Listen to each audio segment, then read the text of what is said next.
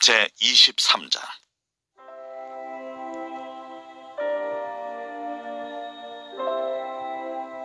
여호와께서 모세에게 말씀하여 이르시되, 이스라엘 자손에게 말하여 이르라.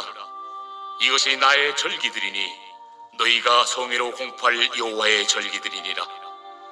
엿새 동안은 일할 것이요 일곱째 날은 쉴 안식이니 성회의 날이라. 너희는 아무 일도 하지 말라.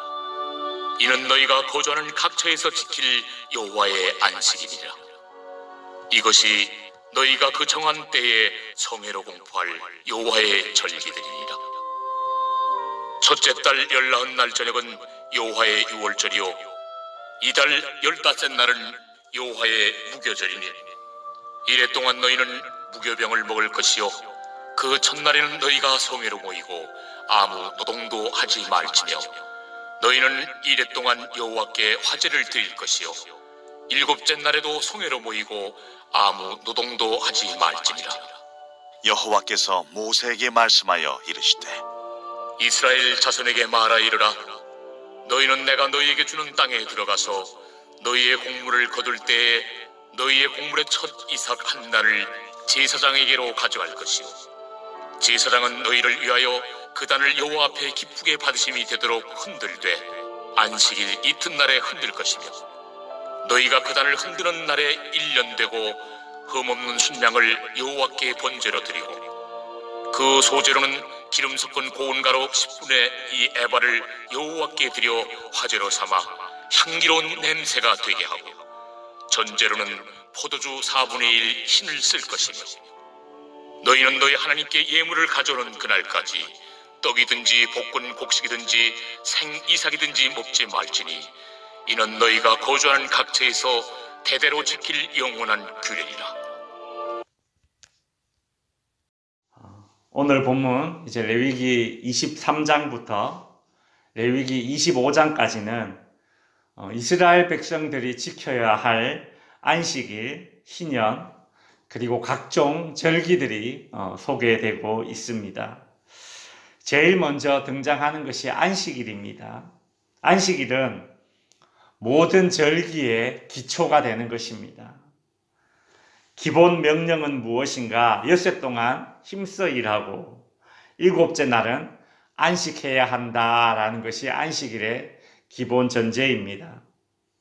안식일은 하나님의 창조에서부터 시작되었습니다.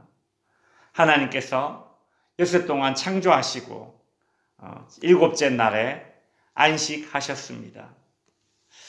그것이 이제 안식이 창세기에 나오는 안식일의 의미였는데 이것이 이제 출애굽기와 신명기에 와서 의미가 추가됩니다. 무엇인가 하면 하나님께서 애굽 땅에서 이스라엘 백성들을 구원해 내신 그 구원의 날을 기념하는 그 의미가 이제 추가되었습니다.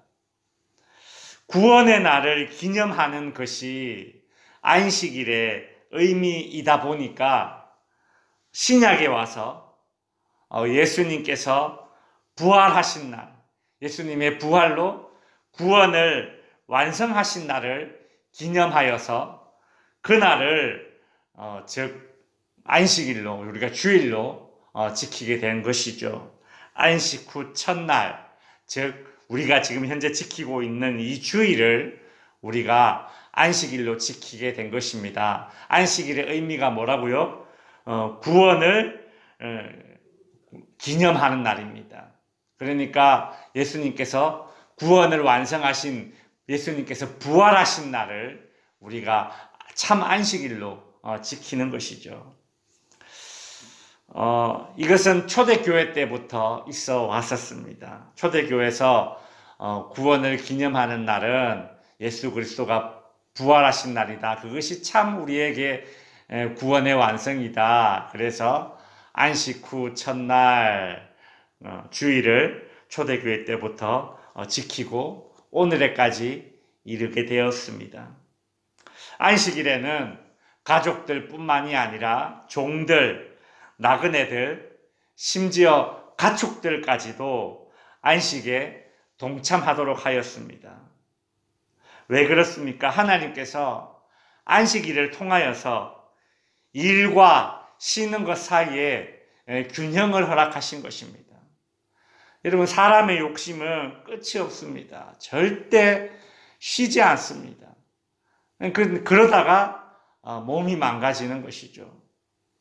여러분, 최근에 뉴스에 SPC 그 빵 만드는 회사에서 사람이 기계에 빨려 들어가서 죽었지 않습니까? 그 SPC 회사가 그렇게 노동력을 많이 착취하는 그런 회사로 이미 여러 차례 노동청에 고발도 되고 좀 문제가 있었던 그런 회사였다는 것을 이번에 또 알게 되었죠. 일을 시키는 사람 입장에서는 일하는 사람들을 절대 쉬게 만들지 않습니다. 그날 사람이 죽어도 그 다음날 바로 또 일을 시키는 것입니다. 근데 여러분, 지금은 좀 덜한데 이 성경이 주어지던 그 시대만 해도 주인이 있고 노예가 있고 종이 있지 않습니까? 그러니 종을 얼마나 죽도록 부렸겠습니까? 그러니까 하나님께서 이렇게 안식일을 주신 것입니다. 가진 자들의 그런 횡포에 약자들이 쉼을 누릴 수 있도록 그렇게 만들어주기 위해 쉼의 그 기회를 주기 위해서 하나님께서 이렇게 안식일을 만들어서 너만 쉴 것이 아니라 가족들, 종들, 심지어 집에 있는 가축들도 안식에 동참하도록 그렇게 법을 만든 것이죠. 4절부터 8절까지는 유월절과 무교절이 나옵니다.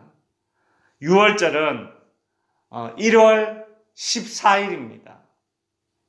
애굽 땅에서 하나님께서 행하신 마지막 10번째 재앙을 기억하면서 그날 급히 출애굽하게 된 것을 기념하는 절기입니다.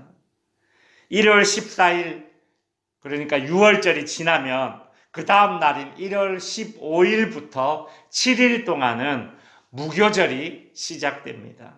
이 무교절은 이스라엘 백성들이 출애굽할 때에 워낙 급히 나가다 보니까 발효되지 못한 떡반죽 그릇을 들고 나가서 광야에서 그것을 먹었으므로 바로 그런 상황을 기억하기 위해서 만든 절기가 바로 무교절입니다.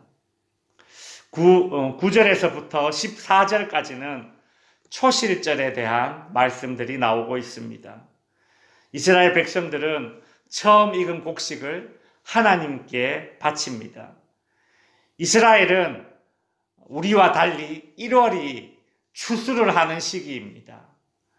1월 14일 유월절을 보내고 그 다음날 1월 15일부터 21일까지 7일간 무교절로 보내게 되는데 이때에 추수를 하기 시작합니다. 이때 첫 이삭의 한 단을 하나님 앞에 가지고 와서 흔들면서 그렇게 감사를 드립니다. 이것이 바로 초실절입니다. 맥추절과 다른 점이 있다면 초실절은 미래 추수를 하는 그 시작이고 맥추절은 보리에 추수를 하고 그 첫 이삭을 드리는 것이 차이가 있습니다. 예수님께서 6월절에 십자가에서 죽임을 당하셨고 첫 열매를 드리는 초실절에 부활하셨죠. 그래서 바울은 고린도전서 15장 20절에서 예수께서 죽은 자 가운데 다시 살아나셔서 죽음에서 다시 살아나셔서 잠자는 자들의 첫 열매가 되셨다. 즉 부활의 첫 열매가 되셨다라는 말씀을 하십니다. 이것이 바로 초실절의 첫 열매, 즉 부활의 첫 열매 예수 그리스도를 이야기하는 것이죠. 이제 말씀을 정리하겠습니다. 오늘 본문에 나오는 이스라엘의 절기들을 가만히 살펴보면 안식일, 유월절, 그 다음에 무교절, 초실절 이런 절기들은 이스라엘 백성들에게 축제입니다. 축제. 그런데 그 즐거움의 자리인 이 축제, 이 절기가 하나같이 하나님과 그리고 예수님이 하신 일과 관련되어져 있습니다. 그렇습니다. 하나님의 백성들에게는 하나님이 하신 일이 곧 즐거운 일이요 축제인 것입니다. 우리는 하나님 없는 즐거움이 아니라 하나님과 관련된 모든 것에서 즐거움을 누려야 합니다. 그것이 하나님의 백성들이 누리고 추구해야 할 즐거움이자 축제인 것입니다. 성도님들의 삶이 하나님과 동행하는 가운데 곧 축제의 삶이 될 수 있기를 주님의 이름으로 축원드립니다.